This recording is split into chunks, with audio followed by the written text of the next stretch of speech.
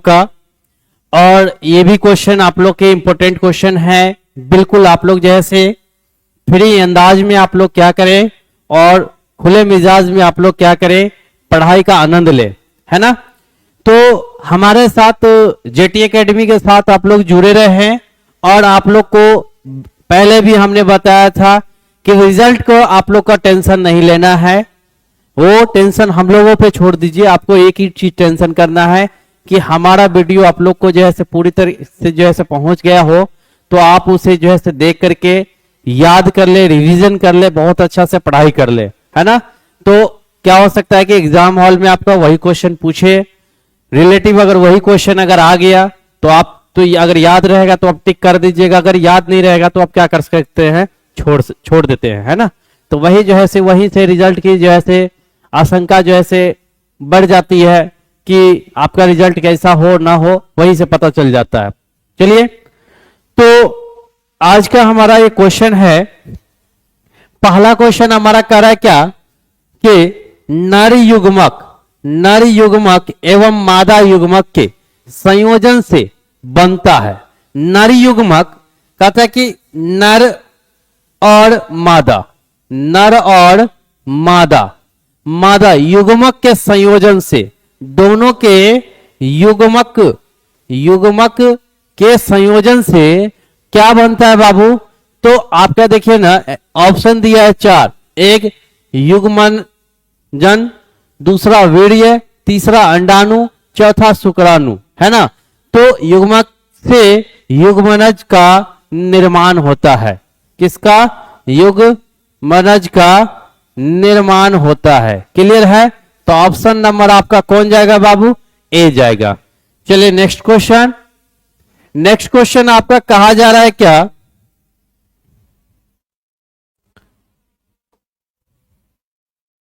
Next question कहा जा रहा है नर हार्मोन की उत्पत्ति कहां से होती है। नर हार्मोन, नर मतलब क्या होता है बाबू? आप जानते हैं ना, नर और मादा। तो नर का मतलब होता है पुरुष और मादा का मतलब होता है स्त्री। क्लियर है? मादा का मतलब क्या होता है बाबू? स्त्री होता है।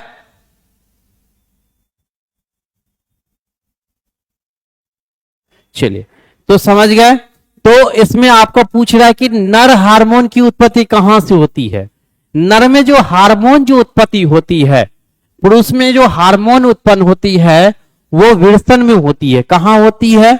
विरसन में होती है। और विरसन जो है तो पुरुष की सबसे जो है से ऊपरी भाग, जो पुरुष की जो है से, जो मान के चले प्राइवेट पॉइंट जो पार्ट होते हैं, उनकी जो है से ऊपरी भाग को विरसन कहा जाता है। क्या कहा जाता है? विरसन कहा जाता है। तो ऑप्शन नंबर आपका क्या जाएगा? थर्ड जाएगा। नेक्स्ट क्वेश्चन आपका कह रहा है क्या, शुक्राणु जनन की क्रिया कितने अवस्थाओं में पूरी होती है। तो शुक्राणु जनन की क्रियाएं जो होती है वो आपका 3 अवस्थाओं में पूरी होती है। कितने अवस्था में बाबू? 3 अवस्था में पूरी होती है शुक्राणु जनन की क्रिया, है ना। तो उसके बाद नेक्स्ट क्वेश्चन आपका कहा जा रहा है क्या, स्तनी में जनन स्तरों की संख्या कितनी होती है। स्तनी में जनन स्तरों की संख्या भी जो है से कितने होते हैं बाबू? 3 होते हैं। कितने होते हैं? 3। अगला नेक्स्ट क्वेश्चन आपका कहा जा रहा है, मैथुन क्रिया के द्वारा पुरुष द्वारा जैसे सखालित शुक्राणुओं की संख्या कितनी होती है। पुरुष द्वारा, तो पुरुष द्वारा जो है से सखालित जो है से शुक्राणुओं की संख्या जो होती है बाबू, वो 20 से 30 करोड़ के आसपास होती है। कितने होती है? 20 से 30 करोड़ के आसपास होती है। तो ऑप्शन नंबर आपका कौन सा जाएगा? 4 जाएगा। ऑप्शन नंबर 4 जाएगा। नेक्स्ट क्वेश्चन, स्त्री में क्रोमोसोम का स्वरूप होता है। स्त्री जो होती है ना, वो क्रोमोसोम जो होती है वो XX होता है। लेकिन अगर वही बात अगर पुरुष की कर दे तो उसमें XY होगा। क्या होगा? XY होगा। क्यों? क्योंकि आपका जो है XY यहां पे कहने का मतलब है कि उसमें स्त्री का भी अंश क्या होता है, सम्मिलित रहता है, लेकिन स्त्रियों में खुद का जो से क्रोमोसोम पाया जाता है। क्लियर है? तो इसका ऑप्शन कौन जाएगा? सेकेंड। अगला जो हम बताए वही क्वेश्चन पूछ दिया है ना। पुरुष में क्रोमोसोम का स्वरूप क्या होता है बाबू? तो थर्ड इसका आंसर जाएगा। अगला नेक्स्ट क्वेश्चन कहता है शुक्राणुओं के मध्य भाग में क्या पाया जाता है जी? कहता है केंद्रक, सेंट्रियोल, एक्सोनियम, माइटोकॉन्ड्रिया। तो याद रखिए हमेशा कि शुक्राणुओं के मध्य भाग में, नर के शुक्राणुओं में, नर के शुक्राणुओं के मध्य भाग में जो है से बाबू ये माइटोकॉन्ड्रिया पाया जाता है। क्या पाया जाता है? माइटोकॉन्ड्रिया पाया जाता है। नेक्स्ट क्वेश्चन आपका कहा जा रहा है क्या? नेक्स्ट क्वेश्चन आपका कहा जा रहा है शुक्राणुओं का निर्माण कहां होता है? अच्छा, शुक्राणुओं का निर्माण क्या कहां होता है?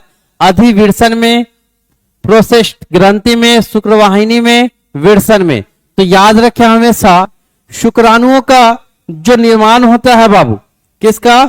शुक्राणुओं का जो निर्माण होता है वो शुक्राणुओं का निर्माण आपका जो है तो विर्सन में होता है। किस में होता है? विर्सन में होता है। शुक्राणुओं का निर्माण किस में होता है? विर्सन में होता है। नेक्स्ट क्वेश्चन आपका कहा जा रहा है मानव में सगर्भता की अवधि कितनी होती है? मानव में गर्भ, जो मनुष्य गर्भ निर्धारण जो करते हैं ना स्त्रियां, वो कहता है कि उनकी अवधि कितनी होती है? तो उनकी अवधि जो होती है मनुष्य की कितनी होती है? 9th मंथ होते हैं, 9 मंथ होते हैं ना, 9 महीने होते हैं। तो ऑप्शन क्या जाएगा? 1 जाएगा। ऑप्शन 1 जाएगा। नेक्स्ट क्वेश्चन आपका कहता है क्या स्त्रियों में अंडाणु बनना किस आयु में बंद हो जाता है? अब देखिए स्त्रियों में ऋतुस्राव चक्र जो होती है ना, ऋतुस्राव चक्र, ये ऋतुस्राव चक्र स्त्रियों में होती है। महीने बाय महीने इसकी जो अवधि होती है ये 28 दिनों में होती है, किन्हीं का 30 दिन भी हो जाता है ना। तो एक मंथ में जो है ऋतुस्राव चक्र होते हैं। जो स्वस्थ शरीर होंगे उनका जो है 28 है ना, कितने दिनों में हो जाती है? 28 दिनों में हो जाती है। जो अस्वस्थ रहते हैं उनका कभी 30, 4 दिन एक्स्ट्रा भी चला जाता है। ठीक है, 4 दिन क्या चला जाता है? एक्स्ट्रा भी चला जाता है बाबू। तो ये ऋतुस्राव जो है स्त्रियों में होने वाले ये मासिक धर्म है, इसको हम मासिक धर्म भी बोल सकते हैं। तो इसमें क्या कहता है कि इसकी आयु किस आयु में बंद हो जाती है? तो ये जो है आपका 45 से 50, 45 से 50, मैक्सिमम आपका 50 की आयु में और निम्नम आपका 45 की आयु में आते आते स्त्रियों की जो है ये ऋतुस्राव चक्र क्या होती है? बंद हो जाती है। और इस उम्र के बाद जब ये बंद हो जाती है तो इस उम्र के बाद स्त्रियां कभी भी अंडाणु का निर्माण नहीं कर सकती हैं। साधारण तौर पर अगर बोल सके तो स्त्रियां बच्चे की जन्म नहीं दे सकती है, क्योंकि उसमें ऋतुस्राव चक्र की जैसे क्रियाएं नहीं होगी, निर्माण नहीं होगा, तो उसमें वो जैसे अंडाणु का ही निर्माण नहीं होगा। अंडाणु नहीं बनेगा तो फिर जैसे कैसे होगा? तो ये आपका ऑप्शन यहाँ पे 50 दिया है, तो आप क्या करेंगे? ऑप्शन 50 मारेंगे। 40 नहीं, 40 तक होते रहता है। क्लियर है? 45 से 50 होता है। अगला कहता है कि एक शिशु के लिंग का निर्धारण किसके द्वारा होता है? एक शिशु के लिंग का निर्धारण जो होता है ना, उसका लिंग का निर्धारण किया जाता है उनके पिता पे। किस पे किया जाता है बाबू? एक शिशु के लिंग का निर्धारण किस पर होता है? पिता पे होता है। अगला कहता है प्रोजेस्टेरोन हार्मोन का स्रावन किस निम्न में से किससे होता है? प्रोजेस्टेरोन का कहता है कार्पस ल्यूटिनियम, कार्पस क्लोसम, कार्पस जैसे एल्बिकेंस, कार्पस यूकेटेट्स, है ना। तो इसमें आपका जो है से बाबू जो होता है प्रोस्टेट हार्मोन का स्राव जो होता है वो आपका कार्पस क्लोसम में होता है। किस में होता है? कार्पस यानी कार्पस क्लोसम में होता है। इस हार्मोन का स्राव होता है। क्लियर है? याद रखेंगे। नेक्स्ट क्वेश्चन कहा जा रहा है कि आपका मादा में पाई जाने वाली क्लाइटोरिस का समजात अंग क्या है? समजात अंग क्या है? मादा में जो पाया जाता है बाबू, क्या मादा में जो पाई जाती है क्या? क्लाइटोरियस, उसका समजात अंग पूछ रहा है कि समजात अंग कौन सा है? प्रोटेस्ट, ग्रंथि, विरसन, शीर्ष अधिविरसन। तो वो कौन सा है? विरसन है। क्लियर है? चलिए नेक्स्ट क्वेश्चन कहता है स्तनधारियों में निषेचन कहां होता है? तो स्तनधारी में आपका जो है निषेचन की क्रियाएं जो होती है बाबू, वो स्तनधारी में आपका निषेचन की क्रिया किसमें होती है? तो ध्यान से देखिए ना, गर्भाशय कह रहा है, योनि कह रहा है, वेस्टिब्यूल कह रहा है, फ्लोपियन नलिका कह रहा है। तो देखने से ही आपका आंसर लग गया कि स्तनधारियों में निषेचन की क्रिया जो होती है वो फ्लोपियन नलिका में होती है। क्लियर? अगला क्वेश्चन आपका कहा जा रहा है स्तनधारियों में नर हार्मोन की उत्पत्ति कहां होती है? स्तनधारी में नर हार्मोन की उत्पत्ति जो होती है वो बाबू नर मतलब आप क्या समझते हैं ना, तो नर का ही होना चाहिए। ये हार्मोन कहां? वेक मतलब होता है किडनी, फेफड़ा, यकृत मतलब लीवर, इस सब में पाया जाता है। नहीं, हार्मोन की उत्पत्ति किस में होती है बाबू? तो हार्मोन की उत्पत्ति जो है वो विरसन में होती है। इससे रिलेटिव थोड़ा देर पहले क्वेश्चन आपको बताया गया कि विरसन में ही हार्मोन का निर्माण होता है। क्लियर है? तो वही पूछ रहा है कि स्तनधारियों में नर हार्मोन की उत्पत्ति कहां होती है? तो विरसन में होता है। क्लियर? अगला कहते हैं प्रसव के समय पीड़ा का प्रेरक हार्मोन जो है से बाबू कौन सा है? हार्मोन कौन सा है? एस्ट्रोजेंस, रिलैक्सिक्स, ऑक्सीटोसिन और उसके बाद कहता है प्रोजेस्टेरॉन। तो कौन सा है बाबू आपका हार्मोन जो है से आपका? क्वेश्चन एक बार समझिए कि प्रसव के समय पीड़ा का प्रेरक हार्मोन, जब महिलाएं बच्चे को जब जन्म देती है उस समय उनकी जो पीड़ा होती है वो पीड़ा आपका पूछा जा रहा है कि कौन से हार्मोन के जो है कौन से हार्मोन से होते हैं?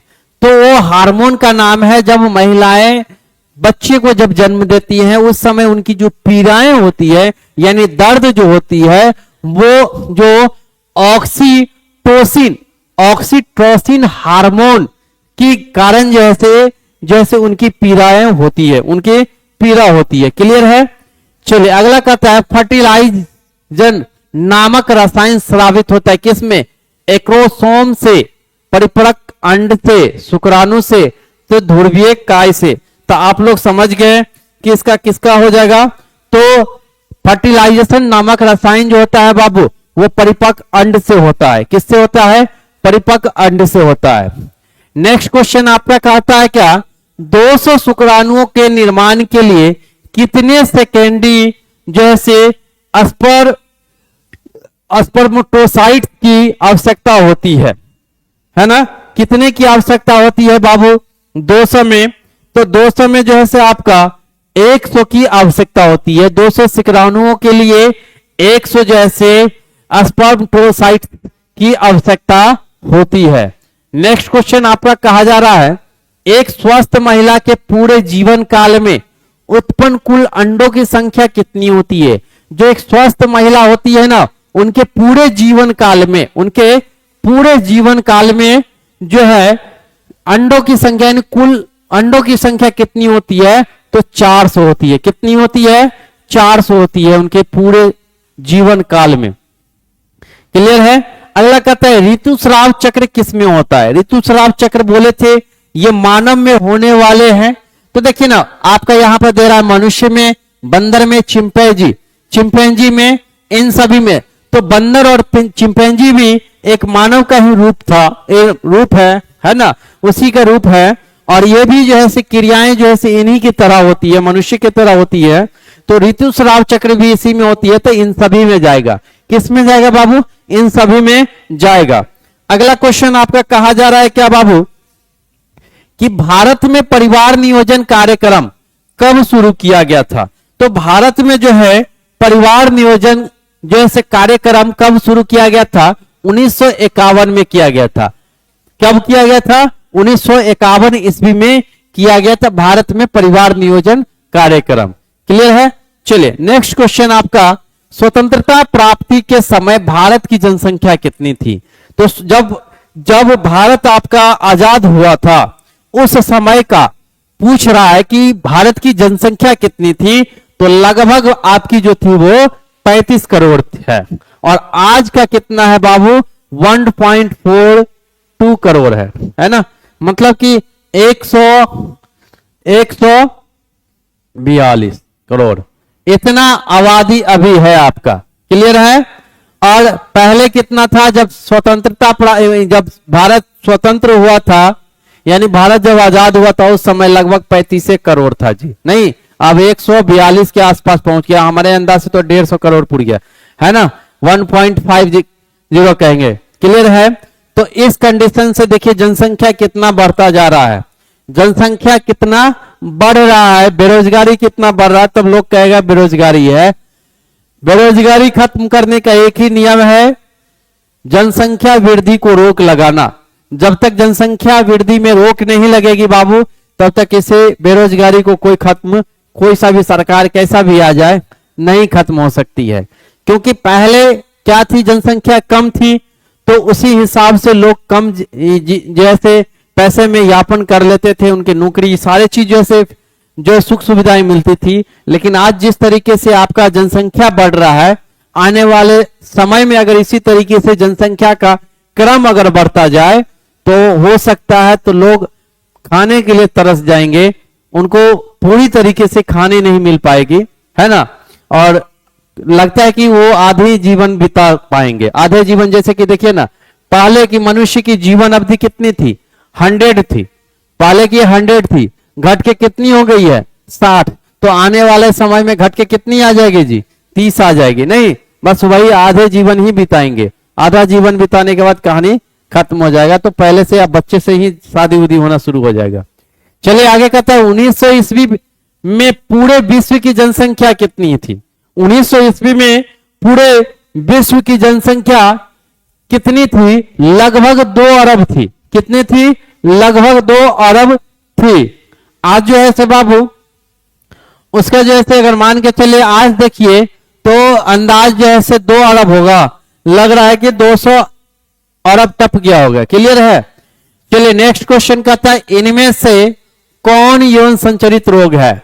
यौन संचरित, यौन जो यौन द्वारा संचरित रोग होता है, एड्स, गोनोरिया, यूरेथ्राइटिस, है ना। और ऑप्शन नंबर 4 का रहा है कि ये सभी। तो आपका आंसर कौन जाएगा? ये सभी जो है से आपका यौन संचरित रोग है। कौन सा है? यौन संचरित रोग है।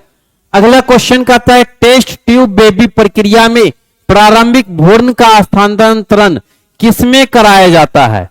तो टेस्ट ट्यूब जो है वो आपका फ्लॉपी नलिका में करवाया जाता है। फ्लॉपी नलिका में करवाया जाता है बाबू। क्लियर है। चलिए नेक्स्ट क्वेश्चन आपका कहा जा रहा है यौन संचरित रोगों की जांच किसके द्वारा की जाती है? पॉलीमेरेजन चेन प्रतिक्रिया द्वारा, डीएनए संकरण द्वारा, ये सभी, और इलिसा द्वारा। तो ये थोड़ा ऑप्शन उल्टा नीचे हो गया, ये 4 होना चाहिए और ये 3, ये ऊपर जाना चाहिए और ये नीचे आना चाहिए।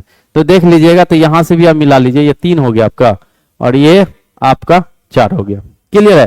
तो ये क्वेश्चन आप लोगों के लिए रहा कि क्वेश्चन आप लोग ये बताएंगे कि इसका आंसर क्या होगा। क्लियर है।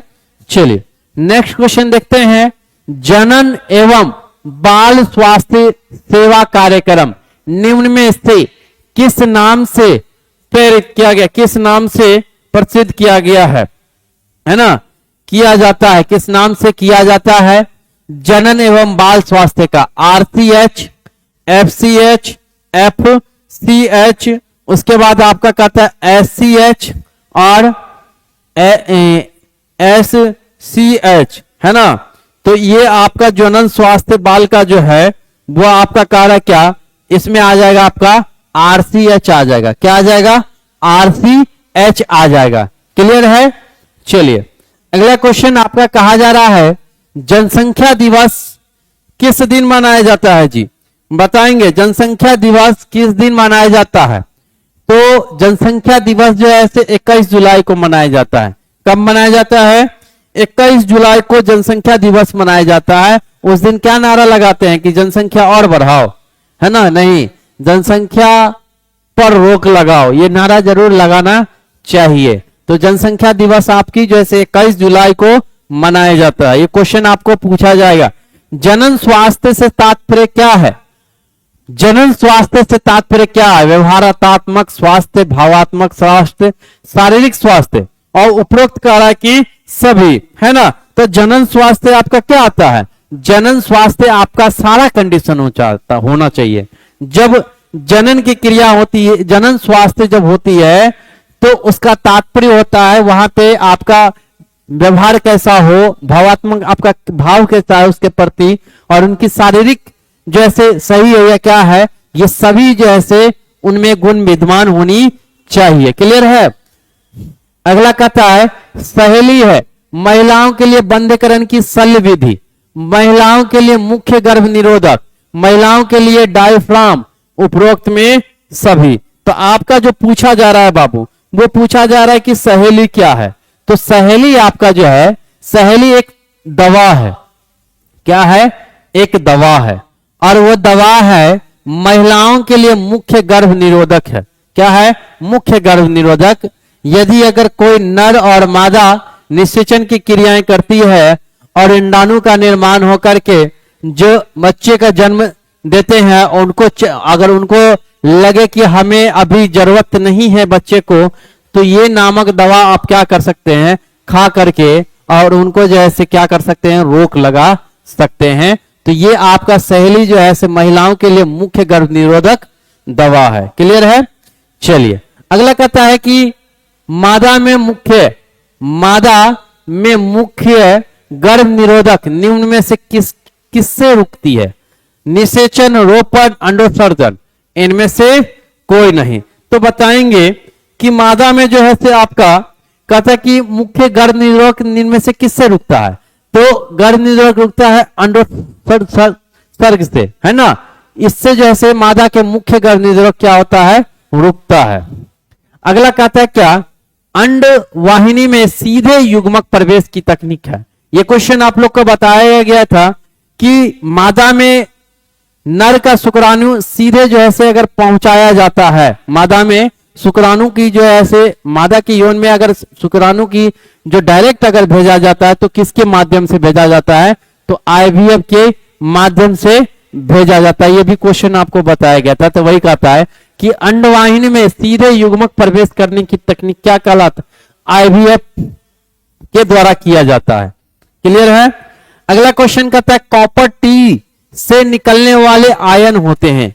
कॉपर टी से निकलने वाले आयन कौन से होते हैं जी?